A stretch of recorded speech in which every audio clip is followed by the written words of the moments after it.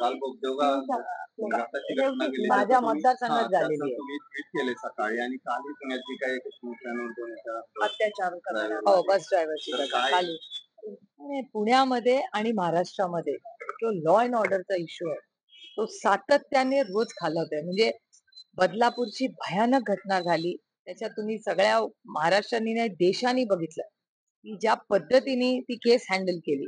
त्यानंतर रोज तुमच्या सगळ्या चॅनल्सवर आणि वर्तमानपत्रात महिलांवरचे अत्याचार हे रोजच वाढतायत, रोज टीव्हीवर येत आहेत. याचा अर्थ हाच होतो की ज्या वर्दीचा मान सन्मान आपण सगळ्यांनीच जन्मापासून केला. महाराष्ट्राचे पोलीस हा आपला सार्थ अभिमान आहे. देशामध्ये जेव्हा आम्ही पार्लमेंटमध्ये भाषण करतो तेव्हा देशातलं सगळ्यात चांगली पोलीस कुठे असतील तर ते तुमच्या आणि माझ्या महाराष्ट्रात आहेत, हे आम्ही अभिमानाने म्हणतो. मग आज या यंत्रणेला झालंयच काय? पोलीस तर तेच आहेत, पोलीस चांगलेच आहेत. प्रॉब्लेम आहे मंत्रालयामध्ये. त्या प्रॉब्लेम मंत्रालयात असल्यामुळे पुण्यामध्ये हिट अँड रनची केस होते. फोर्सची गाडी येते, लोकांना उडवून जाते, त्यांचा रक्ताचं सॅम्पल बदललं जातं. अशा सगळ्या गलिच्छ घटना. त्यानंतर ससूनमध्ये एक ड्रग डीलरला ठेवलं जातं, तो रात्री तिथून गायब होतो, पार्ट्या करतो. हे काय सुसंस्कृत महाराष्ट्रात शोभणार आहे का प्रशासनाला शोभणार सारखं आहे? आणि काल बापदेव घाटात जी घटना झाली ती भयानक घटना आहे. माझ्या पोलिसांची बोलणंही झालेलं आहे, त्याची सगळी माहितीही मी घेतलेली आहे. पण नुसती माहिती घेऊन प्रश्न सुटत नाही आणि एन्काउंटर करूनही प्रश्न सुटत नाही ना. या राज्याचे गृहमंत्री माझ्या देवेंद्रजींकडून फार अपेक्षा होती. अरे विरोधक असला तरी काय झालं, तो दिलदार आणि चांगला असावा. कारण एका सशक्त लोकशाहीमध्ये विरोधक हा असलाच पाहिजे.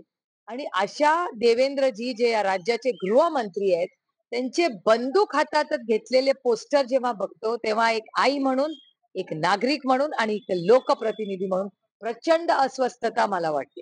तुम्हाला चालेल तुमचा गृहमंत्री बंदूक घेऊन पोस्टरवर करतोय आणि काय म्हणतोय बदलापूर. अहो बदलापूर हे मिर्जापूर सारखी टीव्ही सिरियल नाही, हे वास्तव आहे. ते या राज्याच्या लेकी आहेत, महाराष्ट्राच्या लेकी आहेत, भारताच्या लेकी आहेत. आणि या लेकींच्या बद्दल तुम्ही पोस्टरबाजी करल्या लाज वाटली पाहिजे या सरकारला. आणि रोज घटना होतात याचा अर्थ ही भीतीच राहिली नाहीये त्या वर्दीची कोणाला. रोज उठतात आणि असे वाह्यात गोष्टी होतात. आणि याला जबाबदार अर्थातच पोलीस यंत्रणा नाहीये, त्याचं नेतृत्व करणारे गृहमंत्री आहेत. त्यामुळे गृहमंत्र्यांनी राजीनामा दिला पाहिजे की रोज या घटना होत आहेत. आणि त्याच्याबद्दल राजीनामा मी का मागतेय, कारण का वेळेवर ऍक्शन होत नाही. का नाही एखादी घटना अशी गलिच्छ घटना एक तर होई नये आणि झालीच तर FIR वेळेत करा, फास्ट ट्रॅक कोर्ट मधून न्याय मिळवा आणि चौकामध्ये त्या व्यक्तीला आपल्या सगळ्यांच्या समोर फाशी दिली पाहिजे. ही आम्ही सारखीच मागणी करतोय. एन्काउंटर करून सुटला का प्रश्न? आणि एन्काउंटर केलं आणि त्याची पोस्टरबाजी करता तुम्ही. हे तुमचं गलिच्छ राजकारण आहे.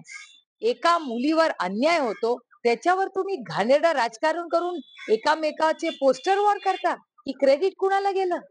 शी हे मी कधी अनुभवही नाही, कुठल्या राज्यात पाहिलेलंही नाही. आणि हा छत्रपतींचा महाराष्ट्र, शाहू फुले आंबेडकरांच्या सुसंस्कृत महाराष्ट्र, कैलासवासी यशवंतराव चव्हाणांच्या महाराष्ट्रात हे दिवस आपल्याला बघायला लागतायत. हे अतिशय दुर्दैवी आहे. या सरकारचा, या ट्रिपल इंजिन खोके सरकारचा मी जाहीर निषेध करते. आणि महाराष्ट्राच्या गृहमंत्री हे महिला सुरक्षिततामध्ये पूर्णपणे अयशस्वी झाल्याबद्दल त्यांनी नैतिक जबाबदारी म्हणून राजीनामा द्यावा, अशी एक महिला म्हणून, नागरिक म्हणून आणि लोकप्रतिनिधी म्हणून मी मागणी करते.